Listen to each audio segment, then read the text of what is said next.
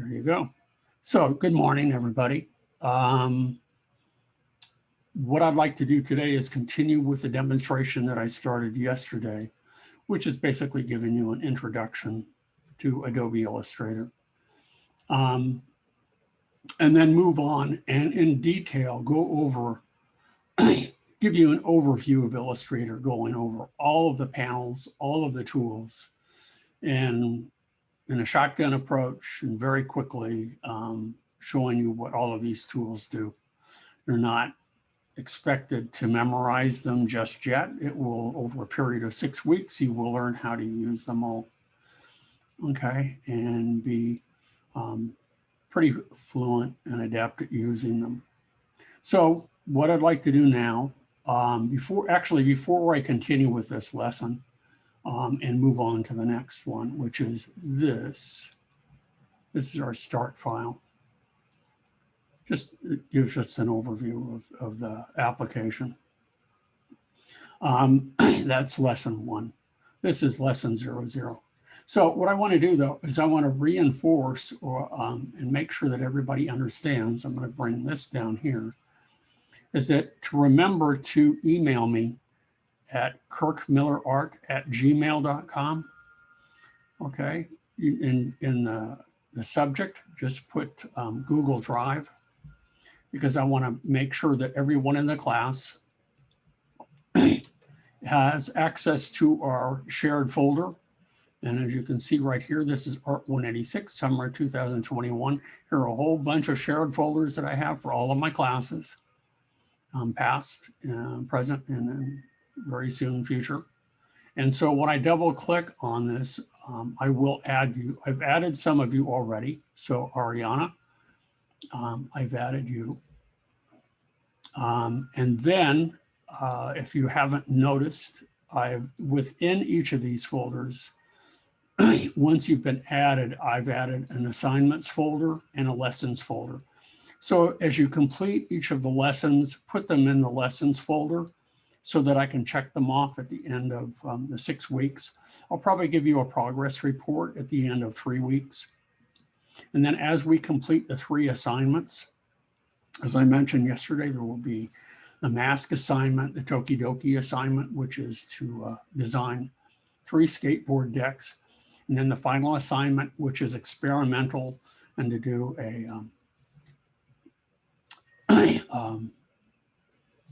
hold on here.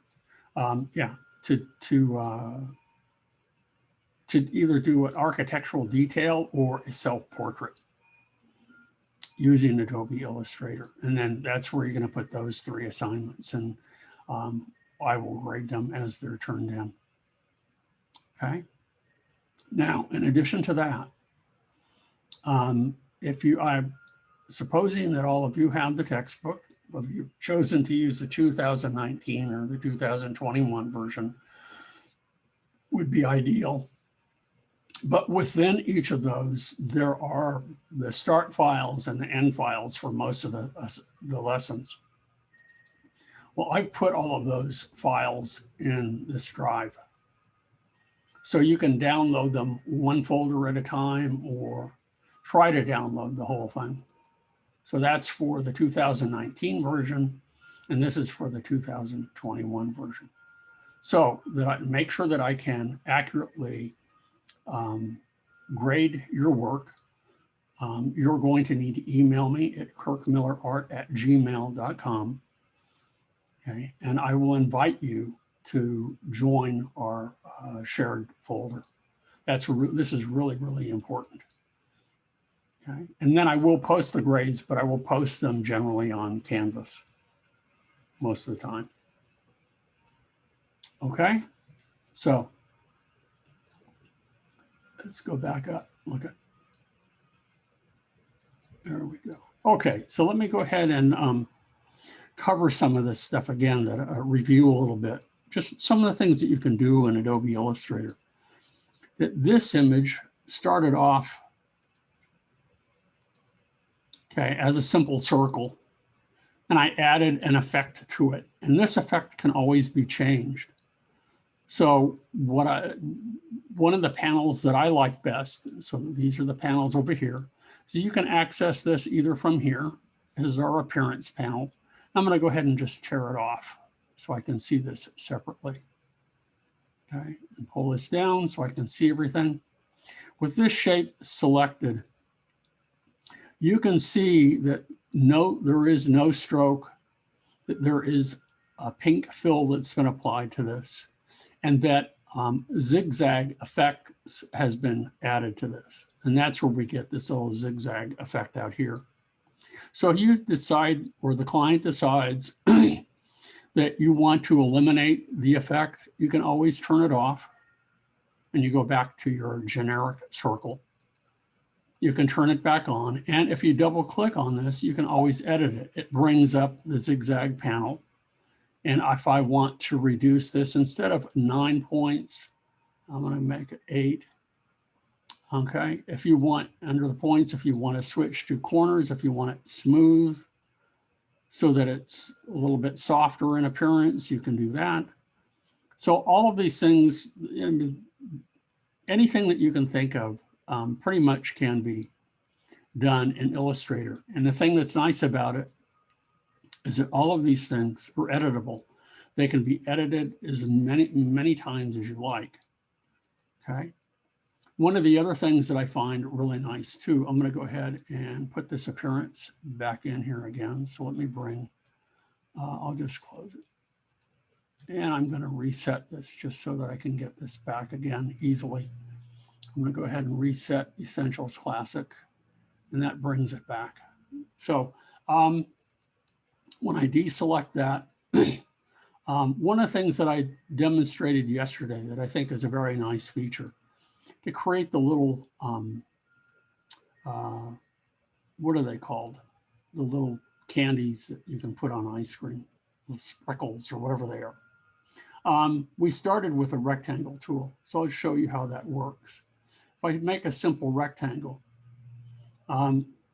here, you can see that it uses the last setting that I used, which was no stroke and that pink fill. But in each of the corners, you see inside here, excuse me, I have to sneeze. Oh, sorry. This allows us on the fly to create little radial corners. Now, by default, they are all linked to one another, but that doesn't have to be the case. There's different styles from which to choose. So what we can do with that selected, here, you can see the effects panel that's been added. I can click here and I have more effects down here. Oh, come on. Let's go ahead and click the appearance panel.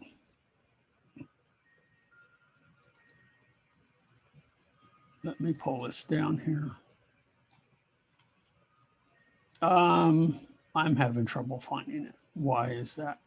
Let me go to, let me go up here. Got the wrong one selected, I'll bet. There we go. It's here, not this one down here. So here are these radial corners that we have. And right now, if I link them together, they will change uniformly. If I unlink them, I can also switch, and let me leave them linked for a moment. And I can change it from round corners to slightly inverted corners. So now when I do it, watch what happens. Pull that in. Okay, and it only did that upper left-hand corner. So that was because I unlinked them, and now I went and I linked them back. So I can change them independently of one another. So there's a variety of things that you can do with those. Again, very nice, important way of modifying your objects, your shapes. The last thing that we'll probably cover in here will be the use of the text tool. And that's a very powerful tool, especially for those of you interested in graphic design, those of you interested in designing logos and designing one-sheets. And that's generally what most graphic designers deal with is type. So if you don't like type, maybe graphic design is not for you. Might be illustration, might be some other variation of or option related to graphic design. But to use the tool, one of the things that you can just simply click, and you can see that it brings up Greeking. So what I can do now is I'm going to go ahead and I'm going to hit caps lock. And I have Oswald regular selected 60 point. That's what the book recommends. And I'm going to go ahead and I'm going to put in ice cream bar here. Ice cream bar. Okay. It's set normally. If I want to expand that so that it's stretched out a little bit more, then what we can do over here, again, in our properties panel, with the text selected, I'll go ahead and highlight it, so I can come over here and I can use this one right here. We will be covering in detail later this summer semester all the ways that we can edit the text. So one of the things that I want to do is I'm going to go ahead and I'm going to select the tracking panel, and I'm going to go ahead and I'm going to set this to, let's go ahead, there's 100, let's go ahead and set it to 200. And notice what it just did, it stretched it out so that for maybe a headline, it occupies a little bit more space, it's a little bit easier to read.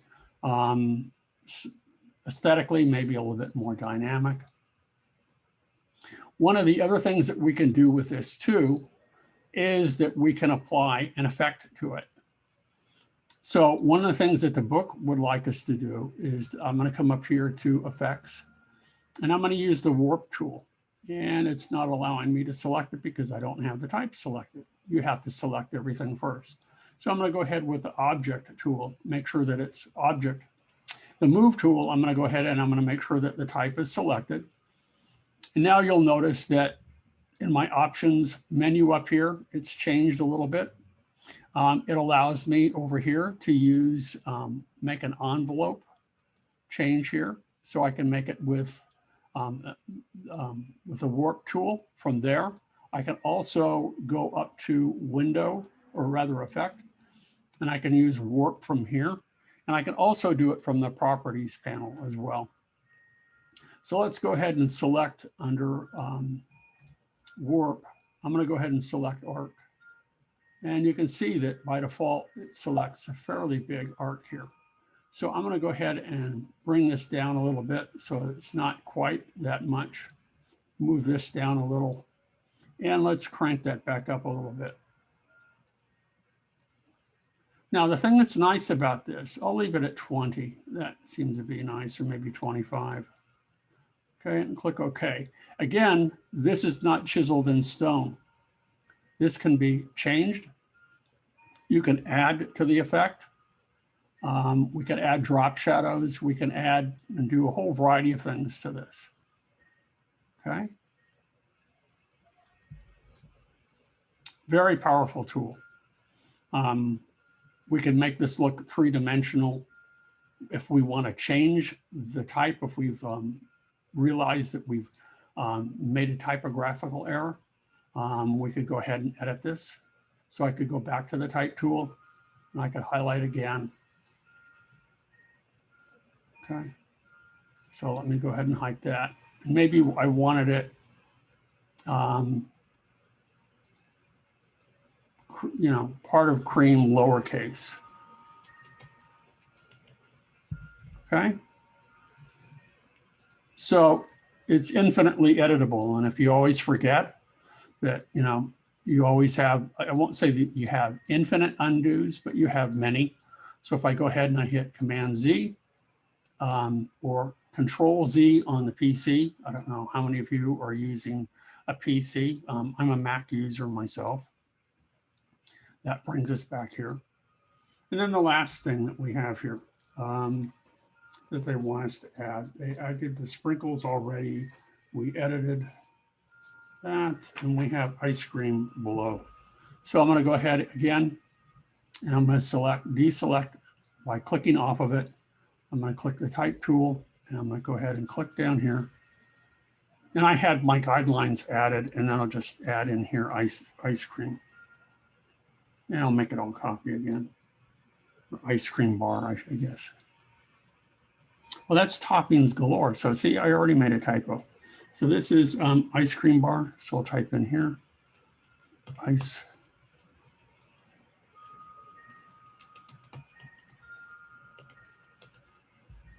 bar. And if I want to change the size of it, I can. It's very easy. I can do it any number of ways. I'm just going to highlight it, come back here, and let's reduce it like so. So I'm going to use 36 point. And then I'm going to change this. And because I said, you know, I put it in the wrong place, I can go ahead and I can highlight it. And I'm going to put in here toppings galore.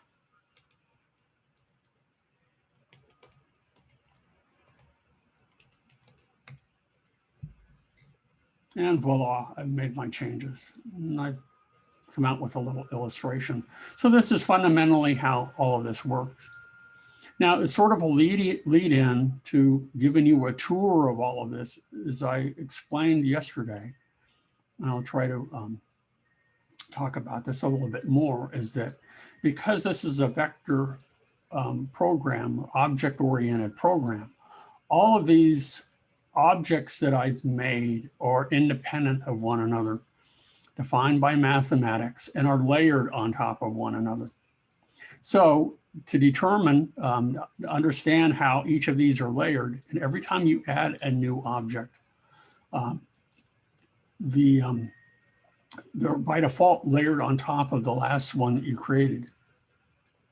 So as I see here on my drawing layer that I created yesterday, these are all of the shapes that I have created. And just like stacks of paper, the objects on the very bottom would be on the bottom of the stack, and the objects on the top would be on the top of the stack. Now, I also showed you yesterday how you can change that orientation. You can draw normal, which is what I've been doing today. You can draw behind, and another really important feature is to be able to draw inside shapes. That is a very powerful feature that we'll be covering later this semester. Okay. So again, that's kind of finishing up what I covered yesterday as a means of introduction to Adobe Illustrator. It's probably the oldest, Illustrator is the oldest Adobe product. It was created approximately in 1988, I think, 87, 88. And it was done as a replacement for mechanical illustrators. People who used T-squares, French curves, compasses, things like that, mechanical means of drawing.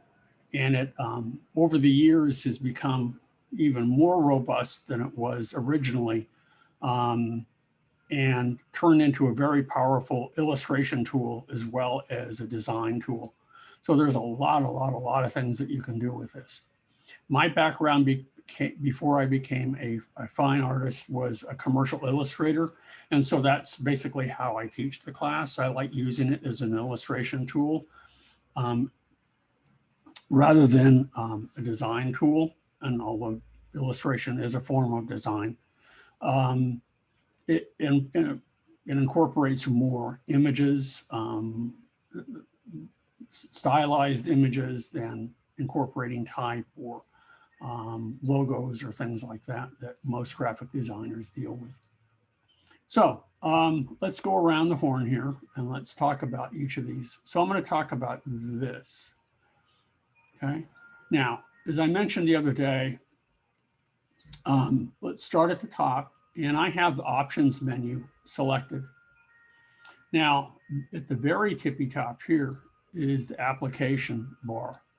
And if I look right here in the little middle button here, I have Essentials Classic selected. If I change it to Essentials, that little bar goes away. So I prefer the classic, so I'm going to go ahead and bring that back out. Now I can customize this, and just as you customize your own desktop at home, that you arrange your desk in a very particular way that's suitable to your needs, we can do that here too. So for example, if I want to bring, I like having my swatch panel out. Maybe I'll do that. So I'll bring that out here and I'll close this. Okay. And maybe I'll put it over here. And maybe I use symbols quite a bit. So I'll go ahead and I'll bring that out and I'll bring that over here. So maybe I use brushes a lot. It doesn't matter. But I can rearrange all of this to my liking.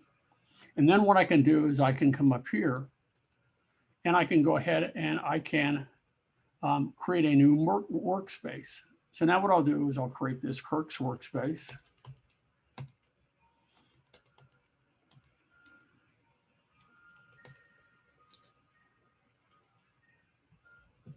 Okay. And now if I go back to Essentials Classic, it doesn't change because I've modified it.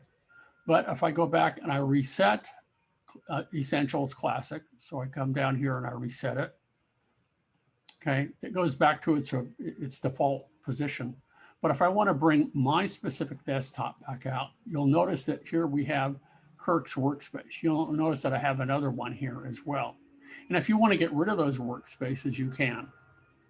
So here's the one that I just created. And there it is, it pops up. I'm going to go back to the original one. So it gives you lots of possibilities to create your own custom workspace. So I like the options menu here. Options menu really is sort of a redundancy because it adds properties to a tool that we've used or an object. And you'll also notice that much what you see up here is also found over here to the right in the properties panel. Properties panel has become more robust over recent iterations of Adobe Illustrator. And they really seem to be focusing more on using this over here than the options menu along the top. But, whatever is convenient for you when you're working is, it doesn't take up that much real estate up here. So I like having it around. So to give you an idea over here, that these are all the tools that you have available in Adobe Illustrator. And as I mentioned yesterday, that some of these tools have little tick marks in the lower right-hand corner. And what that means is that, for example, if I wanted to use the pen tool, if I click and I hold down the mouse, that there are other variations of that tool that are found under there. That so if you want to select another tool, if I want to add the anchor point or delete an anchor point or use the convert anchor point tool, I can do that. If I want to drag all of them out, then just hover over the little release bar over here, and that shows all of those variations and it leaves it visible to you to use. Okay. So all the tools are over here to the left, and then the other tools that are available are in those little sub panels. And then over to the right, we have our panels. Panels, again, add functionality to each of the tools, as well as give you all the properties of the object when they are selected.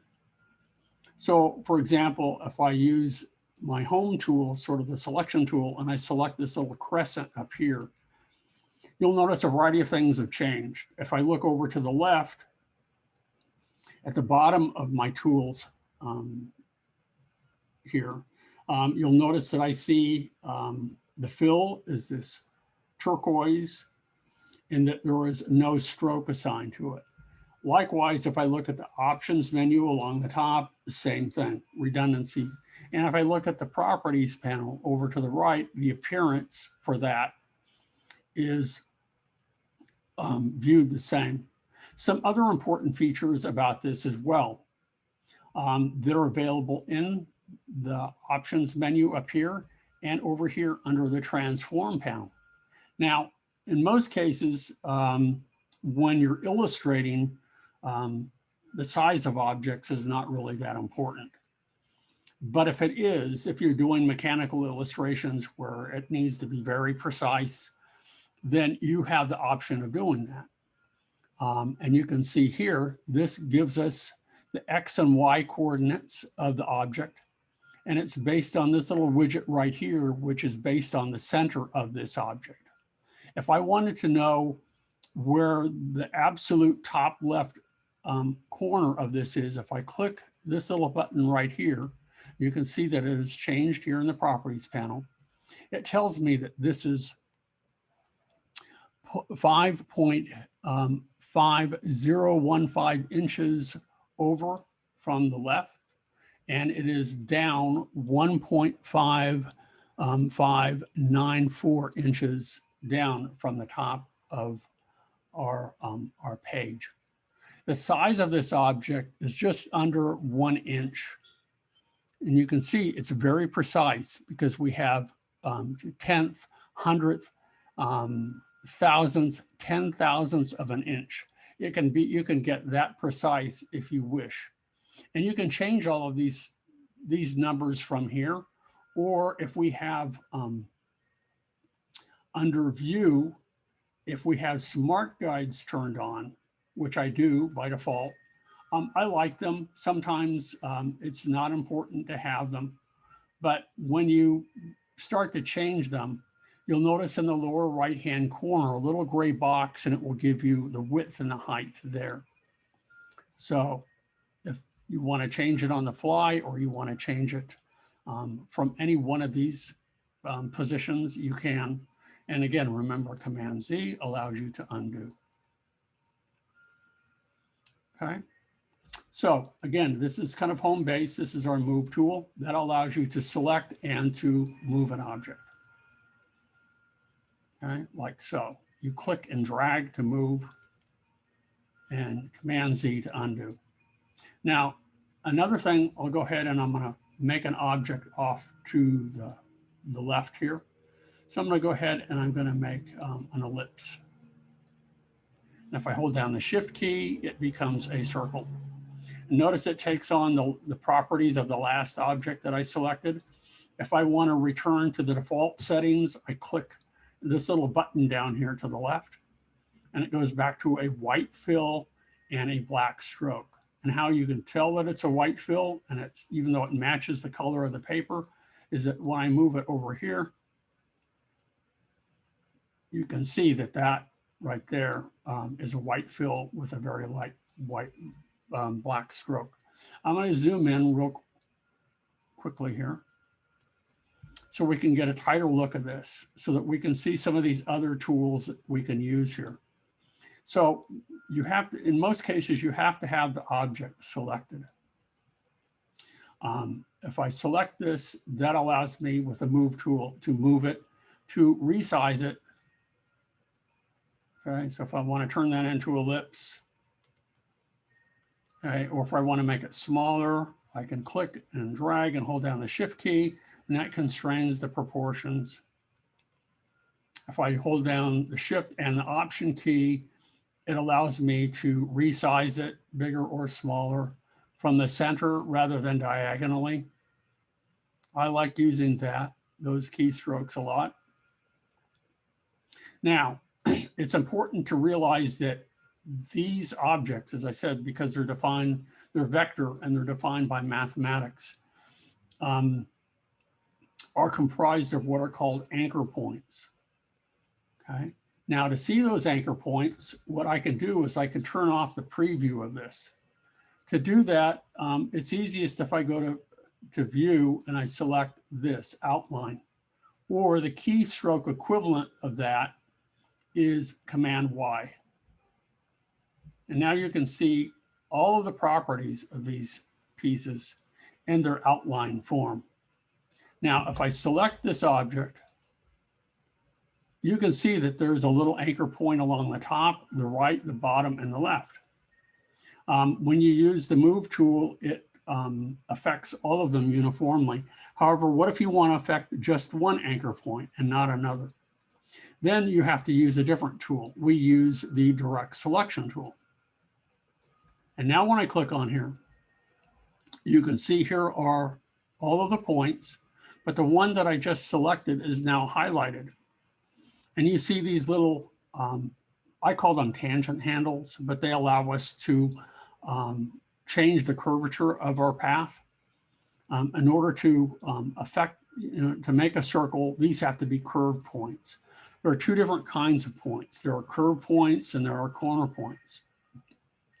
I can take and I can move these points now however I like and dramatically change the configuration of my circle. So if I want to move this directly above, I hold down the shift key, it constrains it. Now I have more of a pick or egg-like shape. What if I wanted this top point, instead of be curved, if I wanted to come to a sharp point? Okay. Then what I would do is I would come down here to the pen tool, and I'm going to pull this off, and I'm going to use the change curvature tool. So I'm going to go ahead and click on that. Notice that now changed that from a curve point to a corner point. I can also remove points. So if I want to remove the point, I can select this tool here and I can click that. And notice the shortest distance between 2 points is a straight line, and that gets pretty close to it. But now what if I wanted to go ahead and I want to make these straight lines? I can do that, and I can do that. And now I've really messed this up. Now what I can do is I can come back with my direct selection tool, and I can pull this out, and I can use this one again, and let's click and drag again, and pull this out so that it's a uniform change. And now I have somewhat of a half circle. Okay, there are better ways of doing this, but as you can see, there's a myriad of ways of changing the properties of these shapes. Okay, in the next lesson, we cover different ways of selecting objects. We will use some of these other tools here. Here is the Magic Wand tool. It's a useful way of selecting objects. You can be very specific with that. So for example, let me go ahead and delete that shape, and let's get back over to this right here. That if I double click on the Magic Wand tool, it gives me options for what I want to select. Right now, it's based on the fill color. So for example, if I click on any one of these shapes, notice it selected all the other shapes with the same fill color. If I want the same fill and stroke, then maybe I would also, let's go ahead and deselect that. Then I would select this one as well. And now when I click on this, okay, not all of them are selected because they have the same fill, but they don't have the same fill and stroke. If I want to select everything with the same opacity, this could be kind of daunting because if I click on here, let's see. Okay, it's the only thing with that same opacity. Same blending mode, and then I go back again with the same fill color, and I click again. And something has gone awry here. Oh, I have the same opacity turned on still. So let's deselect and let's select again. No. So something, I have messed something up. So Magic Wand isn't doing what it's supposed to do. Whoops, Maybe I didn't have it selected properly. There we go. Let's try that again. There we go. So now it's working back. I didn't have the right tool selected. So again, various ways of selecting. We have the Lasso tool here, which allows you to draw a loop around objects to select them. As I said, here we have the pen tool, very important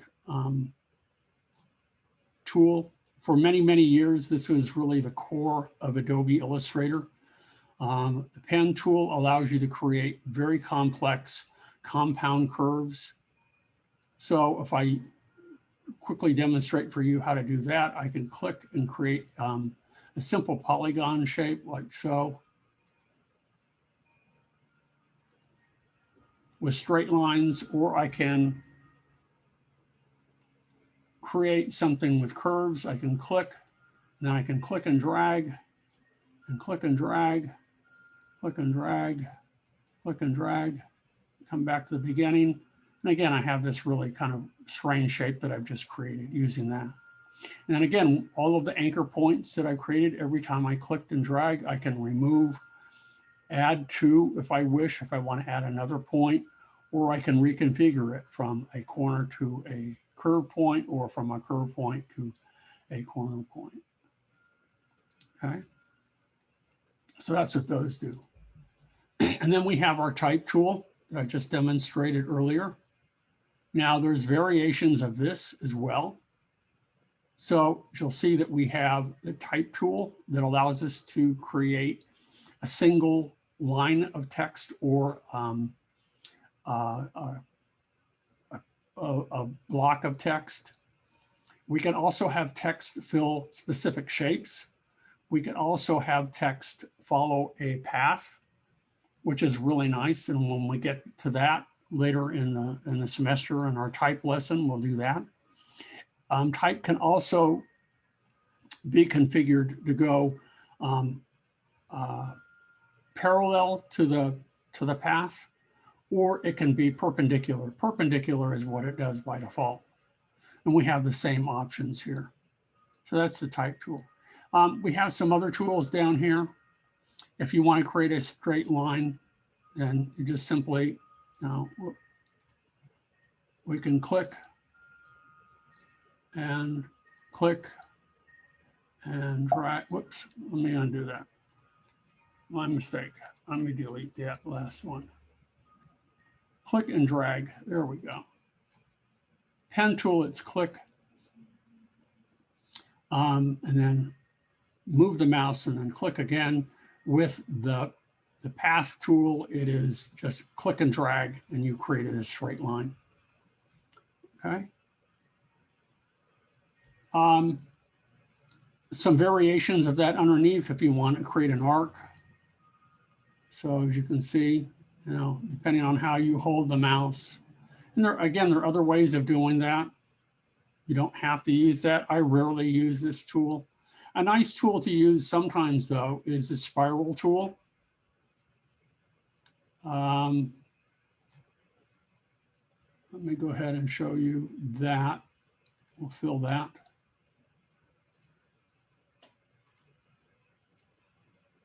And this can be controlled, the tightness of the spiral, the number of curves in the spiral, all those things can be controlled. Then we have our basic shapes. These are really, really important. Okay, so for example, we have rectangles, we have ellipses, we have circles, or ellipses turn into circles, we have rounded rectangle tool. Many of these are holdovers from past iterations of Illustrator, because it's rare that they omit or they deprecate any of them. They just keep adding tools. We have, for example, the star tool. So if you want to make little star shapes, and again, it starts with a 5-pointed star. And if I hit my up arrow, now it's a 6. And if I hit the up arrow again, it's 7 and 8. And I can control the distance by holding down the Option key. So now, notice that it's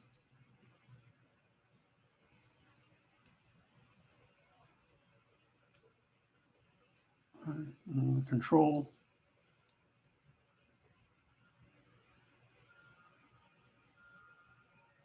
Okay. So lots of variations again. Anything that you can think of, you can do. The brush tool, very important tool. This creates, well, brush tool can do a variety of things, but one of the things that it can do is that it can create strokes. Whoops, let me select it. And let's make sure rather than uniform, let's select, let me bring up the brush tool here. So I have to bring up brushes. I'll go ahead and do that from here. I'm going to go to Window. If you don't see it to the right, then just come up here. So I'm going to go ahead and bring up brushes. And let's pick this tool right here. So now when I click and I drag, notice that it has this feel to it, which looks sort of like a charcoal. The thing that's different about this from a bitmap tool is that I can come back in with a direct selection tool, click on any one of these anchor points, and I can manipulate my path. And that brush effect follows that path. So very different from working, you know, what you would experience working with Photoshop. Eraser tool down here and shaper tool. Actually, this is the shaper tool. I don't use that often. A pencil tool, again, it's something that I rarely use, but, you know, makes a path like that if you just kind of free form. I think there are better ways of doing it. This is the eraser tool. My apologies. Built underneath this are ways of cutting paths and slicing them. So not only do we have the eraser tool, but we have scissors and a knife. So for example, if I come back in and I create a shape, let's go ahead and do that. I'll go back to the star shape here. And I'm going to go ahead and I'm going to make it a black fill just by reverting that, inverting that. So let's use the eraser tool. If I can come back here, I can just that. I can click and drag. I can poke a hole in it like so and affect it much the same way that you would with a bitmap or raster program. If I want to remove points, I can do that or use the scissors tool. So for example, if I click here and I click here, now I have removed that from the rest of the path. So now when I click on this, you can see that this line has been removed. Now it doesn't look any different, but it will look different later when I go ahead and let's say I want to add a stroke to this. Not that one, I goofed. Let's go ahead and add a stroke to this and let's add a nice pink stroke. And you can see that that path has been removed and so there is no stroke that goes over this little line right here. Now, in addition to that, what we can do is what if I wanted to cut this in half, this path in half? So what I could do with that is I could use this, instead of the scissors, I could use the knife tool. I could come across here and just slice it like so. And now I have two separate shapes that I've cut in half. Two complete shapes. So that's what they do. This tool or group of tools allows us to rotate or reflect. These are used more often when you want to rotate something at a specific angle. So for example, if I select this shape and with this tool, you can see that this is the pivot point. So now if I click out here, I can pivot it like so. And with Smart Objects turned on, I can see the angle that it's been rotated. If I double click on it, and this is true for a number of tools, I can rotate it at a specific angle. and I can see the preview with that. Okay. So lots of variations, lots of tools within that. Reflect, you can reflect left or right, top or bottom. That's what this tool does. This is a scale tool. And again, this is because when we select an object, we can scale it this way by just simply clicking and dragging over a corner like so. But if you want to scale it at a specific percentage, then you would probably double click on this like so and say, okay, I want to scale this uniformly to 200% or 50% or whatever you want. And we can look at preview and you can see how it's enlarged and boom. So there you go. Now, that could also have been done over here in the properties panel. When you select the object, if there's a specific size that you want, you can go ahead and you can change that from here. All right.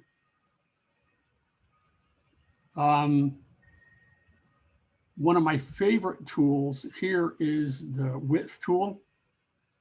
So it's, again, a fairly recent iteration.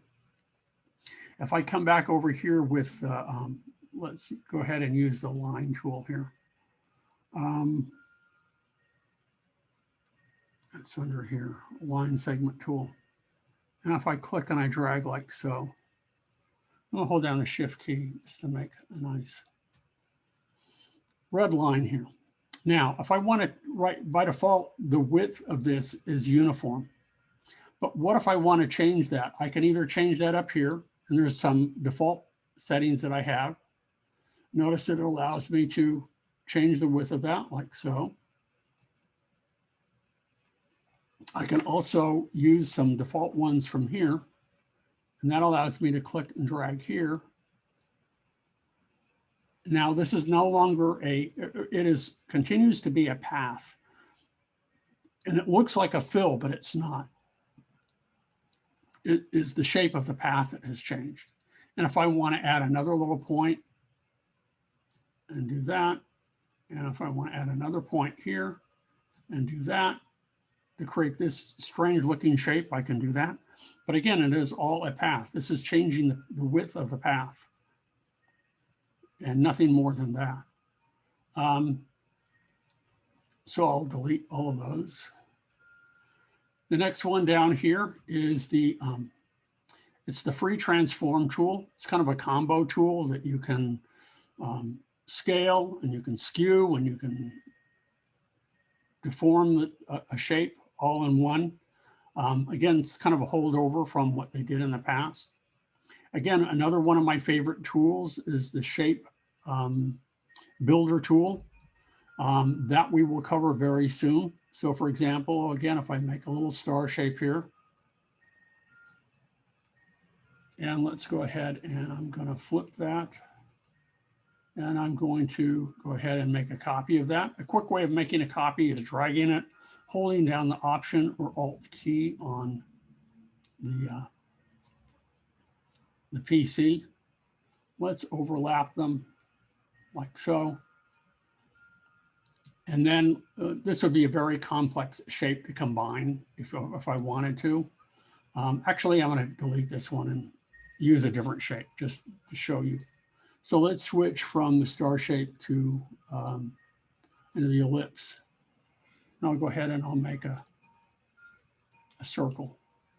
Now I'm going to go ahead and overlap these two so you can see what I'm talking about. Okay, so what if I wanted to combine these shapes? You could use the pen tool or a number of tools to do that.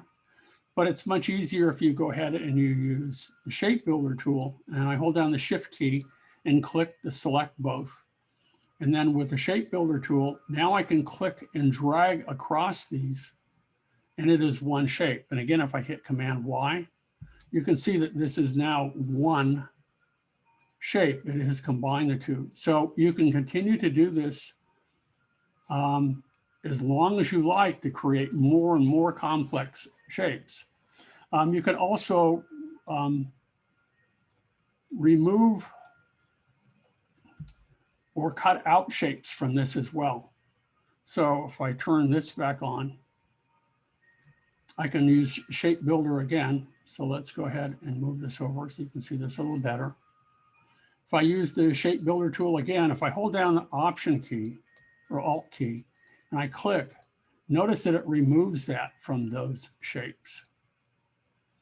And if I wanted to remove this as well, I could. And now I've cut that little hole in there to create a new shape. Very powerful tool. So a combination of things, the Shape Builder tool and the width tool really put, I won't say it put an end to the pen tool, but it made it less important. And what I forgot to add is the Curvature tool. It's sort of a variation of the pen tool down here. So, and this, if you want nice, smooth, undulating curves, you simply click and click and click and click. And notice that it has a fill. And I'm going to go ahead and revert that. And I can come back in here and I can, you know, easily move each of these little anchor points to create really elegant curves. And if I hold down the Command key and click off of it, now it ends that path. It would be more difficult to achieve that with the pen tool than the Curvature tool. So you'll probably use these in combination with one another. And I can go ahead and I can select, whoop, I didn't want to do that. I can go ahead and I can use the direct selection tool. And you can see that I have each of these points, anchor points, with the handles that allow me to go ahead and make further additions to this. Okay. So we also have the perspective tool, which has not been used that much lately, but we can cover that this semester. I will try. It used to have a lesson many versions ago. They don't have one anymore. This is kind of a holdover from the past. This is the gradient mesh tool. It really has become sort of obsolete. It's when you want to create complex gradients inside a shape. This is the gradient tool. This has become more complex over the years. It really kind of put an end to the gradient mesh as they added it. If you want, for any reason, to select specific properties of a shape, or you can double click on here to determine what properties the eyedropper will capture. Okay, it will, it will take, and you have the eyedropper picks up and the eyedropper applies. These are all of the ones that are checked. Okay, the entire appearance if you wish, or just portions of it. So now if I come back in here and I click on that, notice that it picked up that this is a blue fill, no stroke. Then if I hold down the Option key and I move over this crescent shape here, and I click, notice that what it does, now it fills that shape or applies the properties of that last one that I picked up with that. You can do that with type as well, which is a very powerful tool. So the Eyedropper tool does a variety of things here. You can also measure. Rarely use that anymore. Again, it's a holdover from old versions of Adobe Illustrator. We have the blend tool, which we will use in combination with the gradient tool later this semester. It's a way of blending shapes together, either individually or in a smooth blend. We also have the symbol sprayer. Symbols are tools that you can create, is a tool that you can create individual libraries of individual shapes. You can see that we have one here. For example, I can drag a little flower out here like so, and I can resize it. And, you can create whole libraries of shapes. Another way of applying that would be to use the shape or the symbol sprayer, and I can go ahead and I can just, to my heart's content, spray all of these shapes and then manipulate them and do a variety of things with them. Another holdover from the past, I've never really used this, is a graph tool. You can create some very beautifully illustrated graphs from this. You have to have the data for a graph in order to use that. Another tool that we will be using extensively will be the artboard. And if I zoom out to show you that, since that will be coming up very soon, you can see that we have one artboard here, okay? But it allows you to have really kind of multiple documents contained within one file.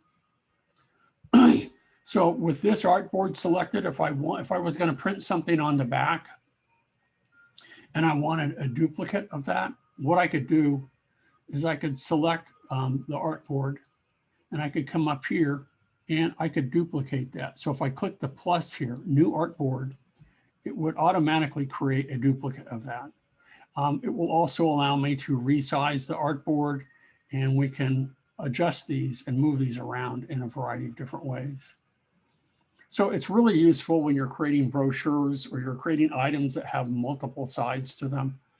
Or maybe you just want to create a library of items that you use for your illustration and set them aside. They can be printed at the same time or they can be printed independently of one another. Artboards also are a fairly recent addition to Adobe Illustrator that have made it also a very powerful tool. And again, I can get rid of artboards as well. And I can come back, you can organize them in any variety of ways. One more thing, and then we'll call it quits for today. This is kind of a holdover. This is a slice tool.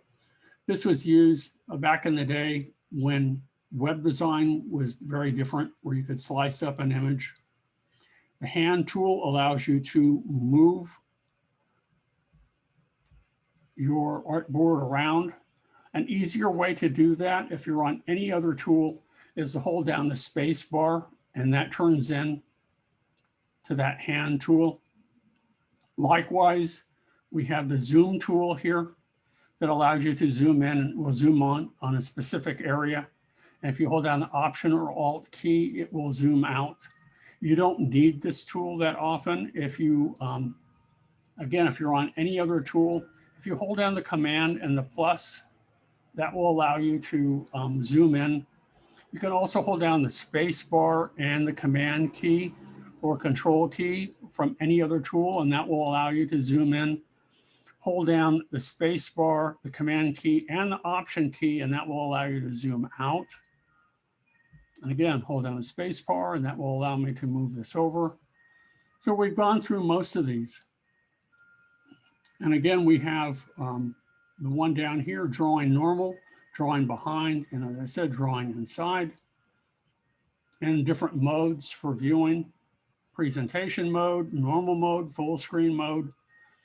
There's a whole slew of them. I've just covered all the tools today. And tomorrow I will cover basically how to select objects. Different ways of doing that. There are a whole bunch of different ways of selecting objects and arranging them and using the Arrange tool. So that can be very useful. So that's, we've hit our 11th hour here. So I'm pretty much done for today. Do you have any questions for me before we leave today? Go ahead and raise your hand, or I can allow you to speak. Any questions? No?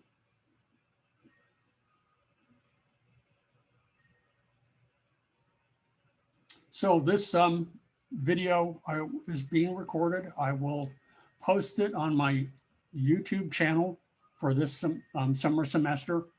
For you, those of you who can't attend, hopefully you will be viewing these. You can view them in their entirety or just parts of them, or not at all. If you prefer just to look at, read the book and follow it, along you're welcome to do so. Okay. Then if there aren't any questions, I will go ahead and stop the recording. And I'm going to say goodbye. And then we will end our webinar for today. Okay.